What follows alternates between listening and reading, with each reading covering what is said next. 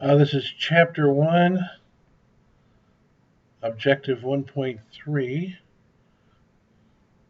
for Count 200. And we're talking about the accounting equation. And this is it in equation 1 right here. I'm sure you've seen it. Assets equal liabilities plus owner's equity. That's the way you usually start. Let's say, with a little bit of algebra, you subtract liabilities from both sides. Minus liabilities, minus liabilities. And then you get this equation too. And although we work with equation 1 most of the time, it represents really the balance sheet, because on the balance sheet you're going to have assets on one side, liabilities and owner's equity on the other. This equation 2 is a nice way to describe it, because conceptually sometimes if you're just starting accounting, this idea of owner's equity can be a little bit difficult to understand. So what this equation is telling you, if you were to sell all the assets and pay off all the liabilities, the owners would get what's left over.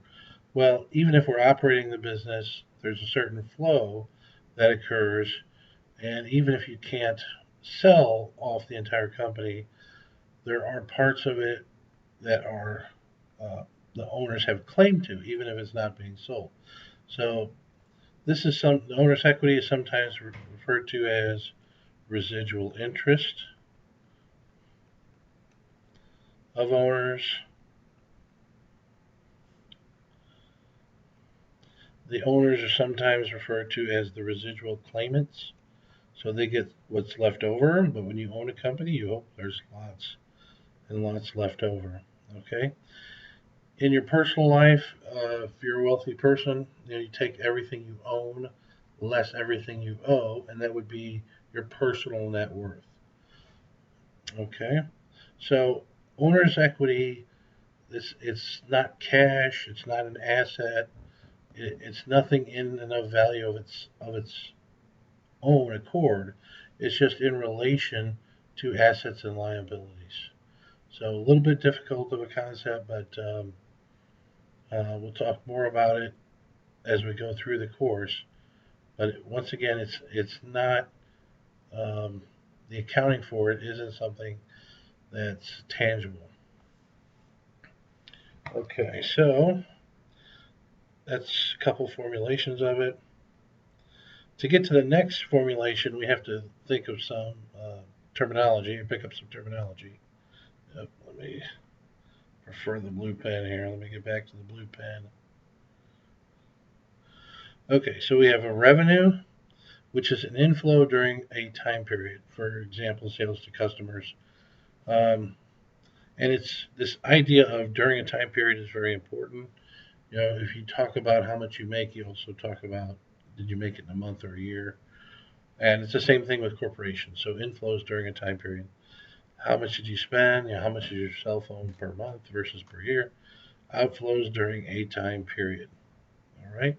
Some examples are salaries and wages to employees. Net income. So net income is the result of operations, but we can also define it as revenue less expenses when revenues are greater. Also can be called net profit or net earnings. A net loss is revenue less expenses, but now revenues less than expenses. Okay. Net income and net loss, these are also over a time period. This is a time period measurement. Dividends. For many of you, this will be a brand new idea. This is an outflow from the corporation to an existing stockholder or owner. It's part of the right of ownership. Dividends are not an expense. Um,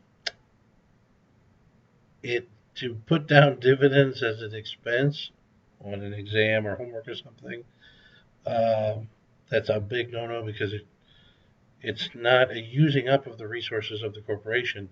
It's like if you own your car, you get the privilege, the benefit of driving it. So if you own a company, anything the company pays you isn't an expense to the company. That's what it's there for, is to give you a return on your capital. So it's not a using up of resources. It's just a transfer of the owner's right from the corporation to the owner's personal account. Okay, so dividends are just dividends, period. So dividends, period. There's no other word behind it. It's just dividends, period. All right? Super important to understand that dividends are a return of capital, not an expense. Just because there's something going out of the corporation, flowing out of the corporation, doesn't mean it's always an expense. Sometimes it's a dividend.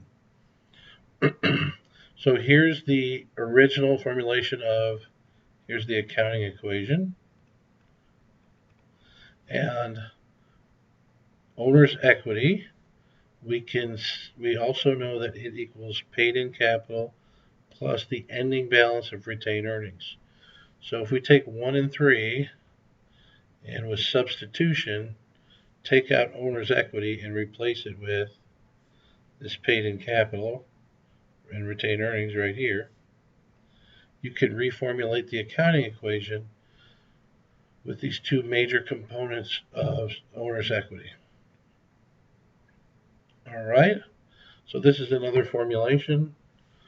And in number 4, this equation, retained earnings beginning plus net income or minus net loss. So this would be or, you'd have one or the other. Minus dividend equals retained earnings ending.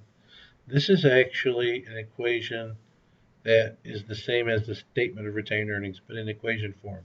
So this equation might be handy if you want to calculate the ending retained earnings, but you don't want to create a whole statement. Okay?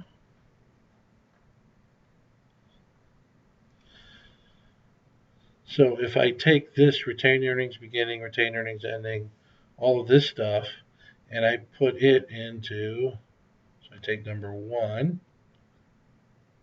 and I take number 4, and I combine them here, assets equal liabilities plus paid in capital. And what I'm doing here is, instead of retained earnings beginning, I'm substituting this whole thing into there. So if you know your liabilities and your paid in capital, and you have your retained earnings for the beginning plus net income or minus net loss, you're only going to have net income or net loss, not both. And subtract any dividends paid during the period, this is your ending retained earnings. Okay, maybe a lot to take in, but this is this retained earnings updating from beginning to end is something you're going to need the entire semester, and we'll see it again in chapter 2 and chapter 3.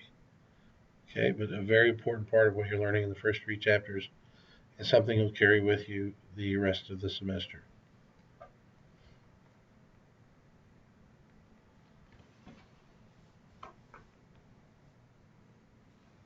Oops.